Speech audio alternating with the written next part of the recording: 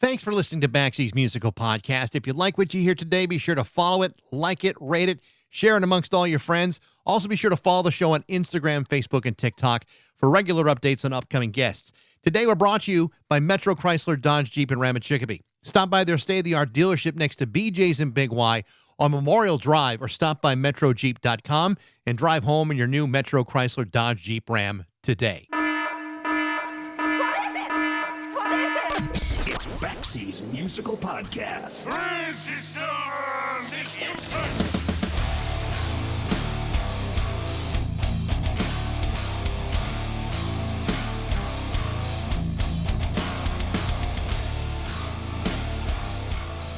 In 1994, the fastest-selling debut album in British history was the album Definitely Maybe by Oasis. It was an album that would not only go platinum, it would exceed platinum 9 times over. But I'm not really here to talk about that record. What I am going to talk about is the next fastest-selling debut record in British history. The name of that album was K by Kule Shaker, which came out 2 years later. Kule Shaker not only had a massive hit record, it was a record with a couple of certifiable hits, including their debut single, Tattva, which was followed up by the single Hey Dude, which reached number 2 on the British singles charts, and followed by Gonvinda, which was another top 10 hit off that album. What's unusual about that record is that Kule Shaker wasn't just another 90s Brit pop band that hit the top of the pops. Kule Shaker was a band that was combining oddly accessible hits that were fused with psychedelic indie rock and traditional Indian music and spirituality. Since that time, Kule Shaker has released 6 more albums. This includes 2024's Natural Magic, in which all 4 original members of the band, Crispian Mills, Alonzo Bevan, Paul Winterhart, and Jay Darlington, have reunited for the first time since 1999. Many believe it was the best album of their career. Later this year, the original Kule Shaker lineup will be releasing their next album, with 2 new singles already having been released, Broke as Folk and Charge of the Light Brigade. My guest today is Kule Shaker frontman Crispian Mills. Crispian is not only the singer and songwriter for Kule Shaker, he's also a filmmaker. Crispian comes from a prominent show business family background, having been raised by actress Hayley Mills. He's also the son of film director Roy Bolting. But don't let this privileged background fool you. Crispian Mills is his own man that has followed his own path, not just musically, but spiritually as well. Kule Shaker will be appearing in the States next month. In fact, they'll be at the Brighton Music Hall in Boston on September 21st. They'll also be at the Irving Plaza the following night in New York. To talk about the new record and a whole lot more is my guest today, Crispian Mills from Kule Shaker on Baxie's Musical Podcast.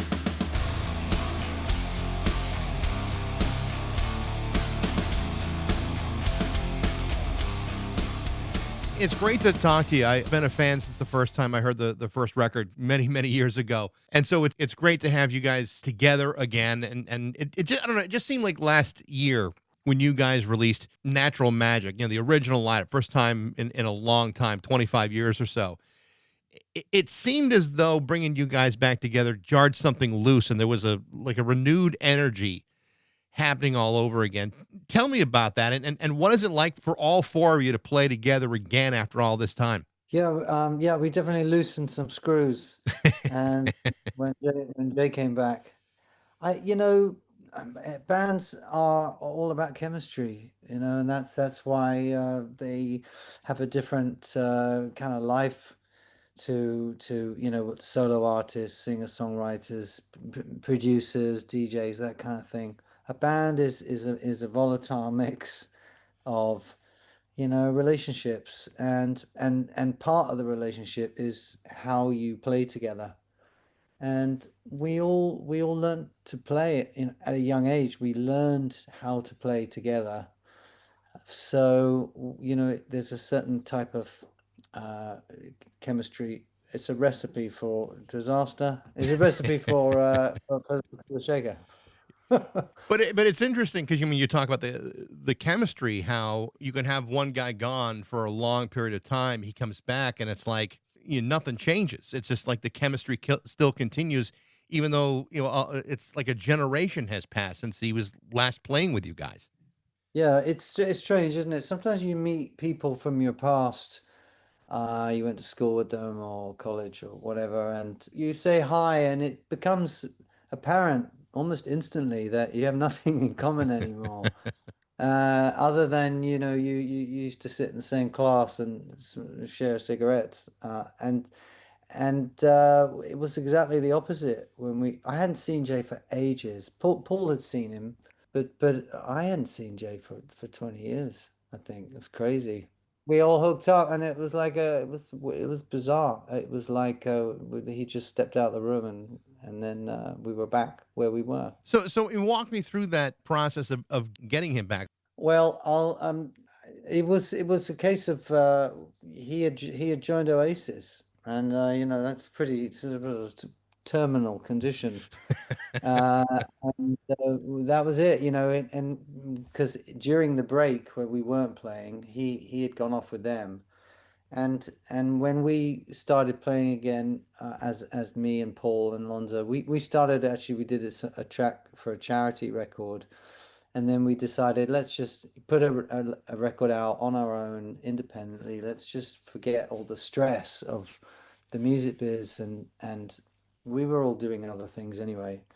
So we couldn't really ask Jay to give up, that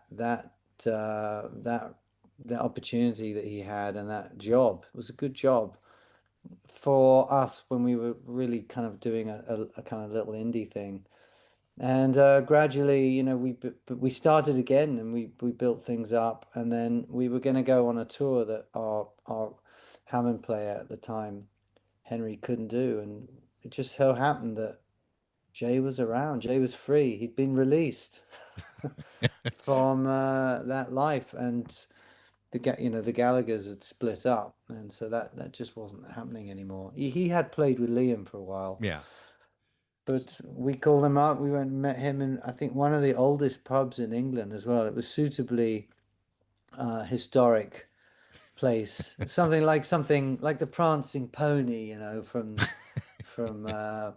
Lord of the Rings. It was that kind of pub, giant So hobbits. when you get together with him and you're talking about him, rejoining the band, does he say, "Oh my God, thank God, I'm with you guys and not those two anymore"?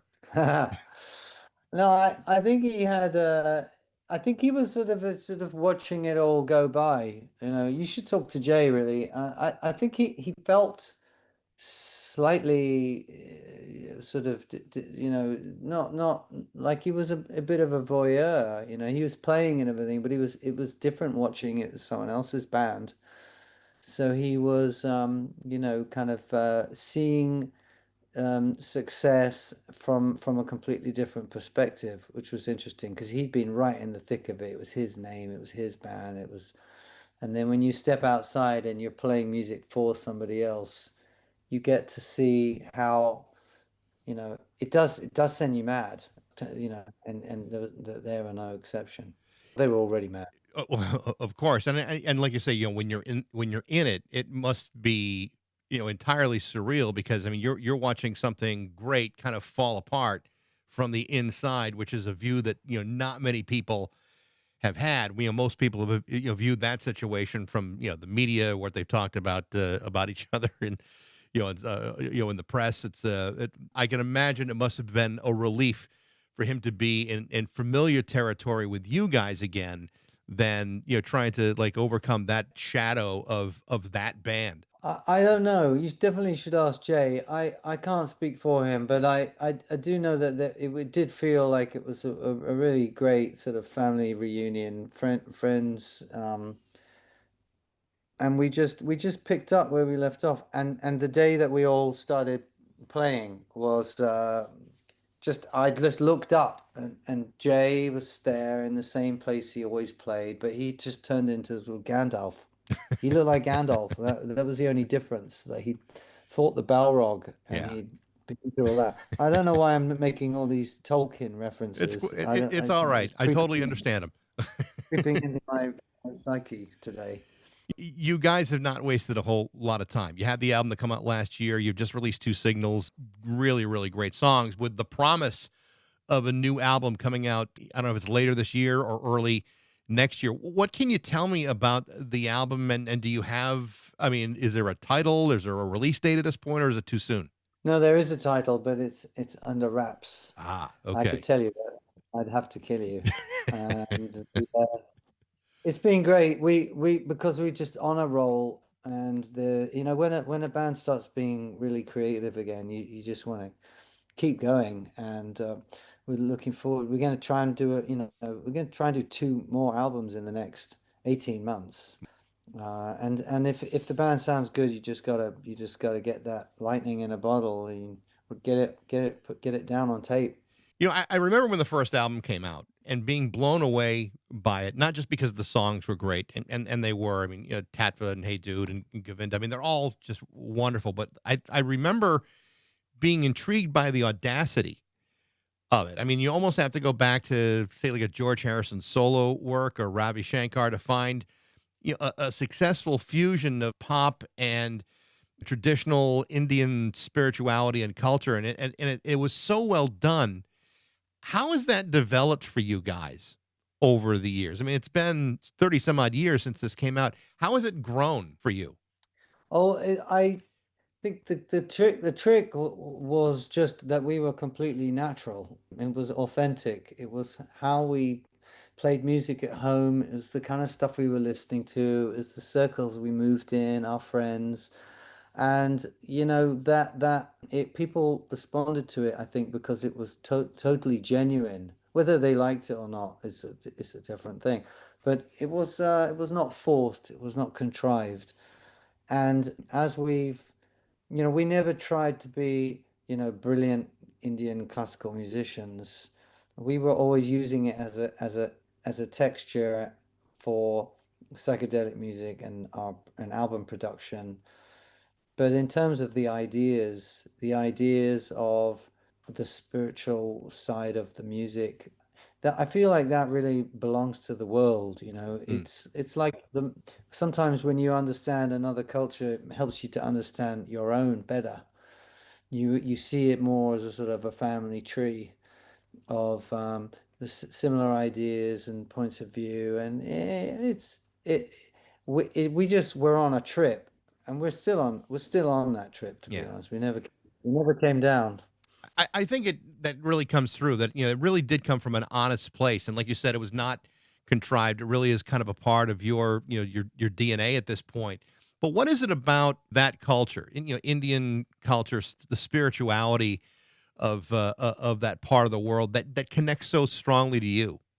Well, I can't explain it other than, I mean, on a musical level, I just love the sound of a tabla, and I love, a sound of the sarod and the tambura and the whole approach to singing, the way that they're not bound to the grid or the scale, the tempered scale it's called, the way their voices move, it's much more free. They move like like the wind in the trees. The vocals have a lyrical freedom to them.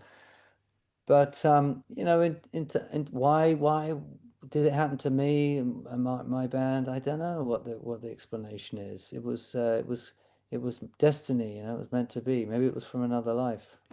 I mean, for a lot of people, spirituality comes in a way where it fulfills a particular need. Whether it's like a philosophical or some other spiritual need. Did you find that to be true, or did it come in a totally different way to you?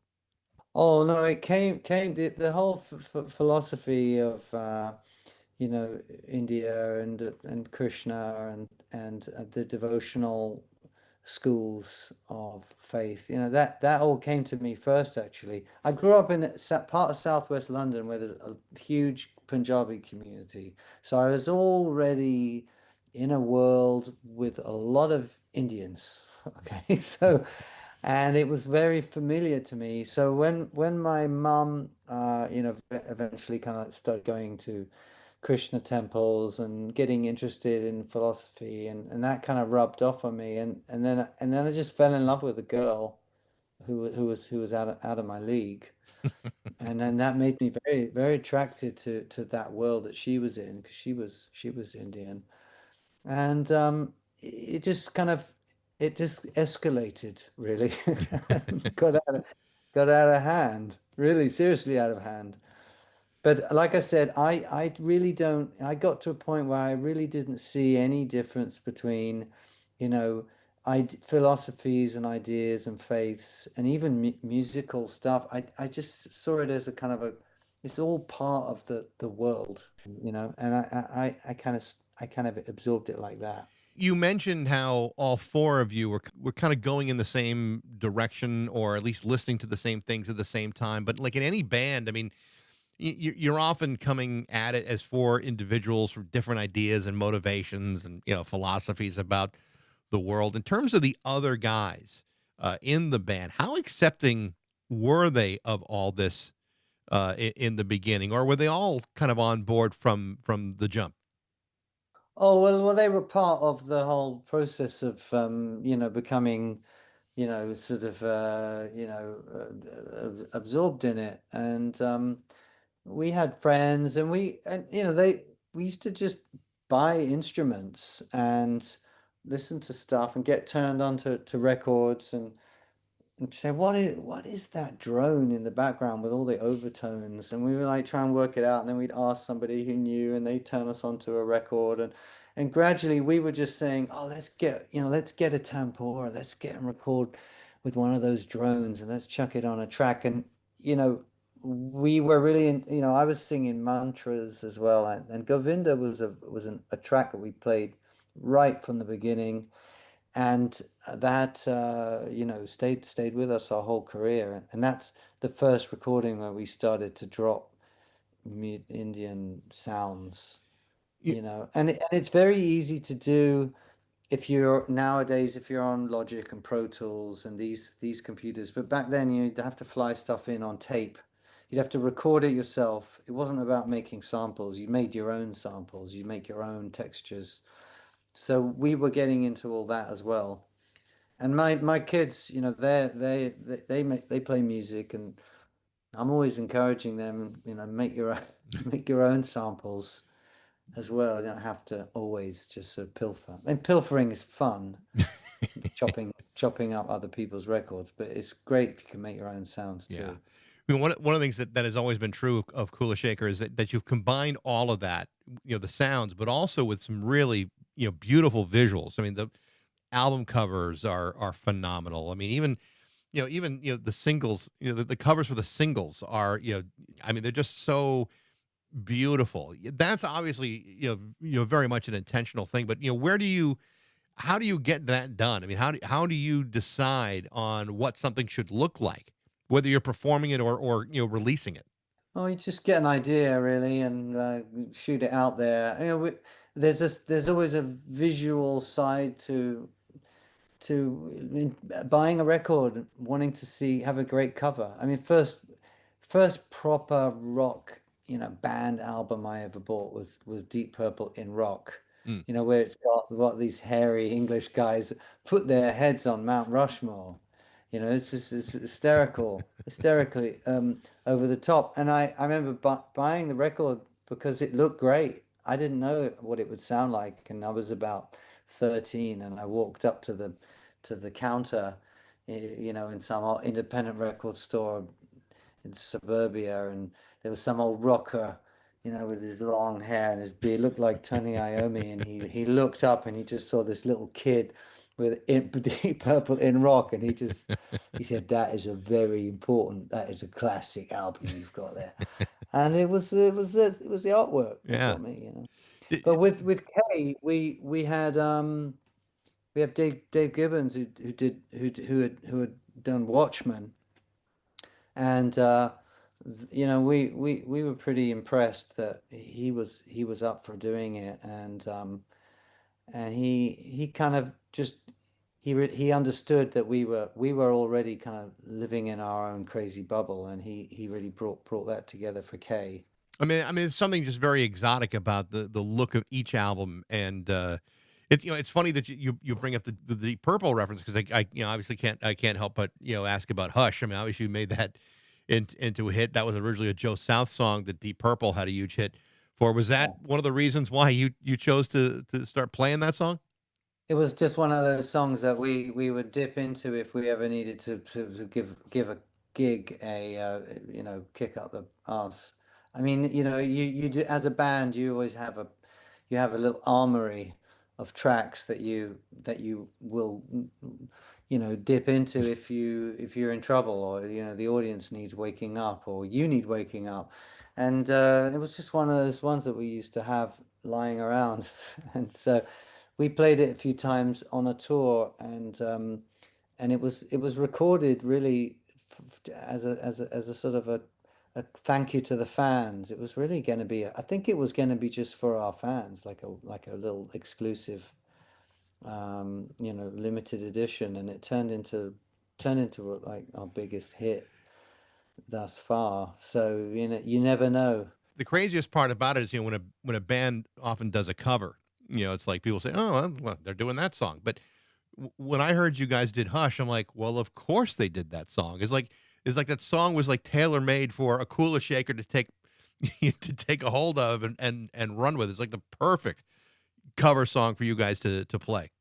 Oh yeah, it's and when I was like the most depressed part of my teenage years, where I was stuck in a boarding school, and I was getting bullied, and everything was a mess in my life at that point, and I was just living in my own head, just listening to old albums, and so it was like the end of the 80s, and I was listening to Song Remains the Same, and these Deep Purple Made in Japan, a lot of live records I was listening to, and yeah, it was an old friend, that song. So of course, we played it because it suited our band, but we also played it because it's had good memories for us. Whenever you're talking about a band that is doing something new, something that is fusing different styles or different genres of music, the way you guys did back in the '90s, you do need to have a certain level of creative control to get that accomplished. And I know for a lot of artists, there's always pressure. There's always some level of resistance, whether it's from a record company or management or whatever it might be. Did you experience that? I mean, you guys were doing something that was really, very clever and very new. Did you experience that early on, or did people just, kind of forget about it the moment you started selling massive amounts of records? Yeah, there was definitely a sense of we know best, here and there, and certainly to do with the approach in the studio, especially. And but the biggest problem was like videos and photo shoots. That's where it became a real problem. Is we're going to spend lots of your money that you're going to owe us, making videos where you just look like an idiot. We just we just hated most of our videos. We just couldn't stand them, and we thought, "Well, it doesn't feel like us. Doesn't It's not our, doesn't have our sort of spirit." And that reached ahead, with a video called Mystical Machine Gun, which cost a $250,000, and it was just nonsense. And it was our money, it was money that we had to pay back. And so that was our really bad experience. But on the whole, with bands, and especially young bands, we tended to be left mostly to our own devices, because nobody really knew what we were doing, and we only half knew what we were doing. So, you know, thankfully, it's not like the film business. I mean, the film business, that is the nightmare, where, the filmmakers get given a list of things that they have to change because some, audience in the suburbs, responded in a certain way. I can't imagine, how bad it is. Oh, I can actually, because I made a film and that happened to me. Did the fact that you came from a show business family have any, I mean, was that a help to you early on when it came to getting some kind of creative control, or did it not really have much to do with any of that? Well, it was completely different, because actors, that's a different world. It's not quite the same. It's more being a recording artist, is more like being a filmmaker, and there's a different layers of protection, of expectation and pressure. But no, I don't know how much it helped. I think I felt the stage, the lights, the attention, felt somewhat familiar because I'd seen it happening to my mum. But I think it was a little bit misleading actually, because I think I got a false sense of security that I could handle it, and I knew it because it felt familiar that I would be fine. And actually, it did send me a bit mad. The pressure of being a public person, even at the level that I was, I just couldn't stand it. I know I'm quite private really. So I didn't get to the point where I wasn't at that point with Oasis where it was like you were just always in the tabloids like, every week. I couldn't. I mean, that I would have ended up, in a lunatic asylum. So, do you think in that situation that the spiritual nature of your background had to be somewhat of a comfort to you? I mean, I have to believe that it's a very tender balance between being a pop star Yeah. and trying to be a spiritual individual, especially when things are, like you say. I mean, there are so many pressures and expectations placed upon you. To have some kind of balance has to be somewhat of a challenge. Yeah, I think it's very hard to get a balance. I don't know if I ever did. I know that after K, we had 2 or 3 months to write some songs and have a bit of time off. Maybe it wasn't even 2 months, maybe it's 3 months, maybe it was more like 6 to 8 weeks. And I went off to India and I shaved my head and went into a monastery. And I went walking around these holy places barefoot. That's what I did, honestly. And Alonso and Paul, the guys in the band, they met me in North India with my wife, and they said, "What have you done? What have you done?" And I said, "Oh, I became a formally, initiated student disciple of my spiritual teacher." And they went, "I don't know if now is the best time to be doing this." But they did. They hung out with me, and and then they took me back to London, and that's why when I went to the studio with Rick Rubin and we did Sound of Drums, I had this really strange haircut because I just shaved it, and so it was growing out. So that was no, not. I wouldn't say that was balance. That was Right. quite extreme. On the other hand, Rick Rubin is hardly someone to criticize someone for their haircut. So you got that. You probably have that handle up. Okay.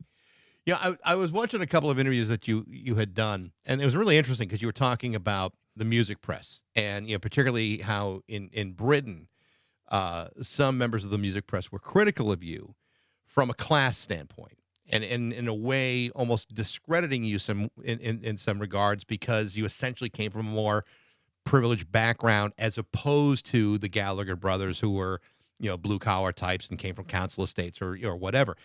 And as I'm hearing you describe this, it seems so ridiculous that someone would be judged that way, especially in a negative way, even though you're selling a couple million albums. But yet it still happens, and it certainly happens in Great Britain quite a lot. Tell me a little bit about the class structure and how you were kind of in the crosshairs of all that.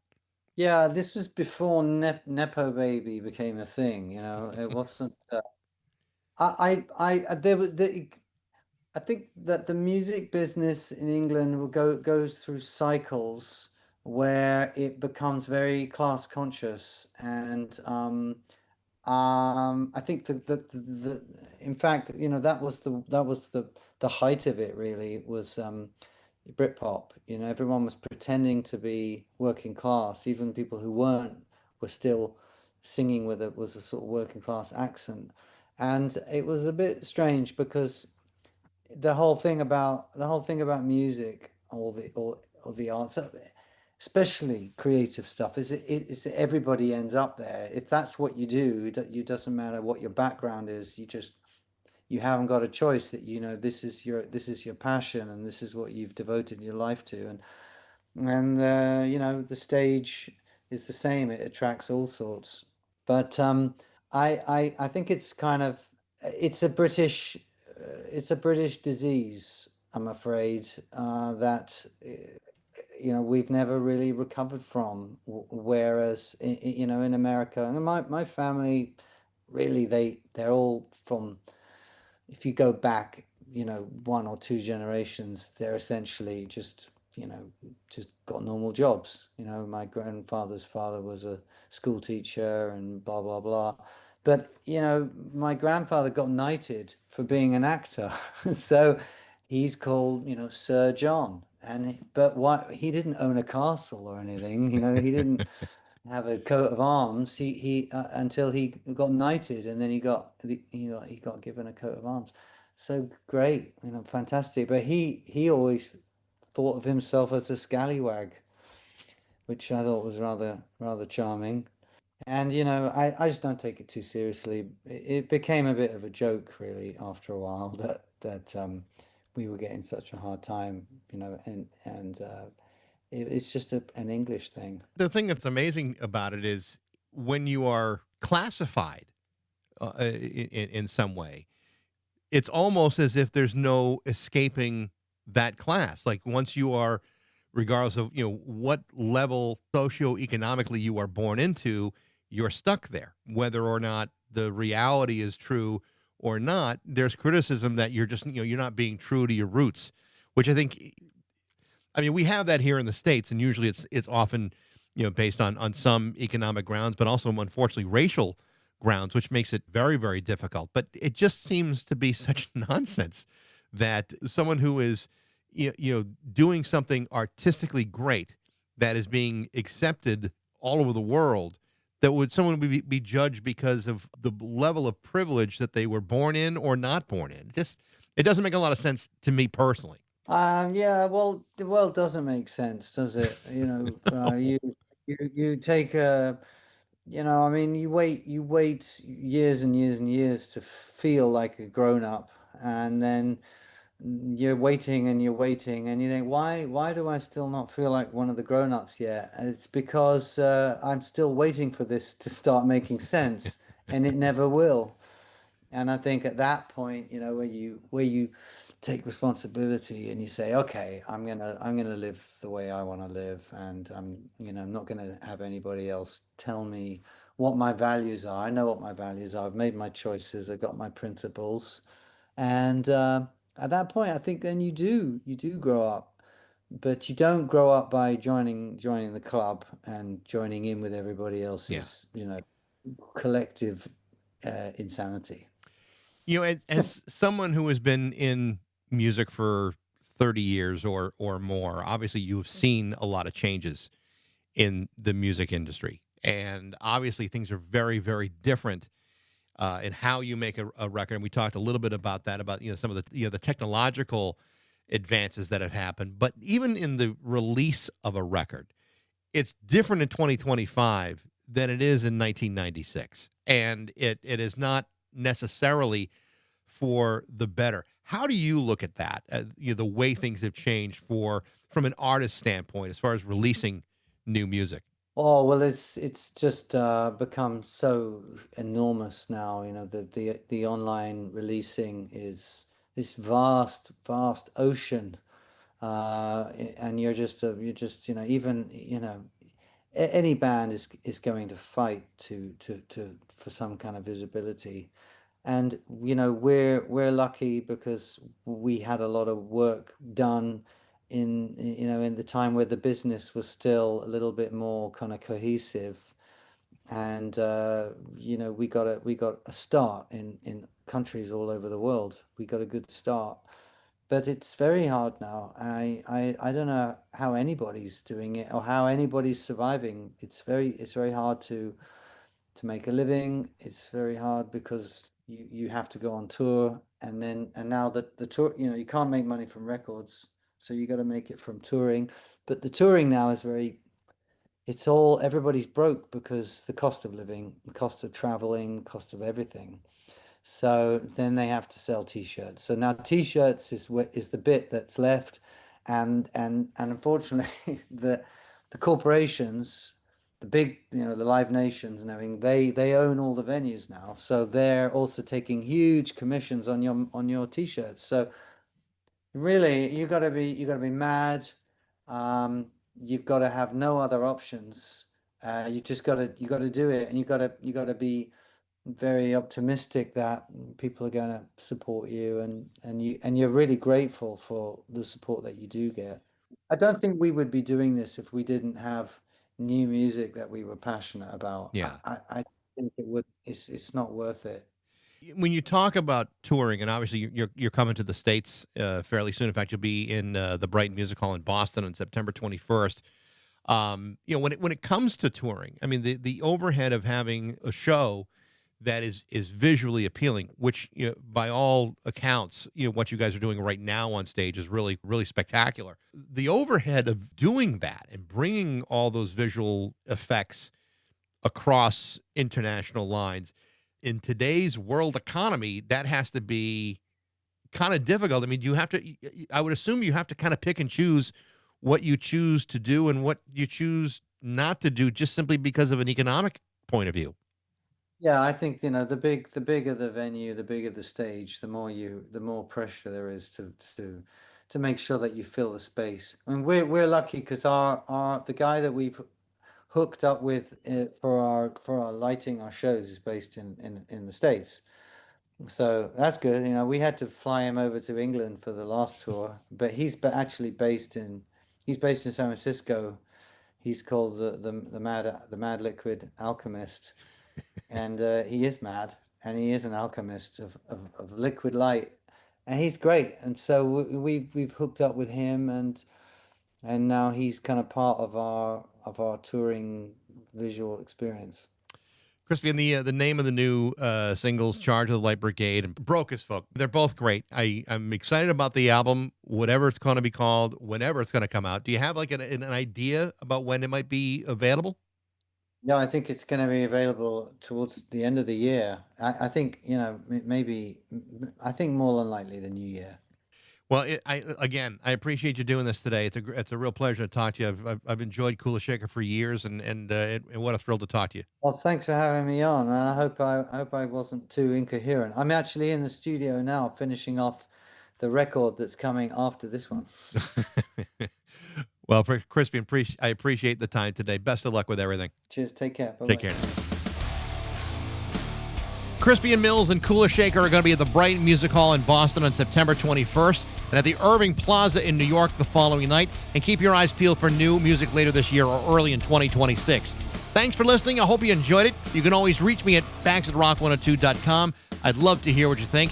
Thanks to Metro Chrysler, Dodge, Jeep, and Ram at Chicopee for their support. But most of all, thanks to you for listening to Baxie's Musical Podcast.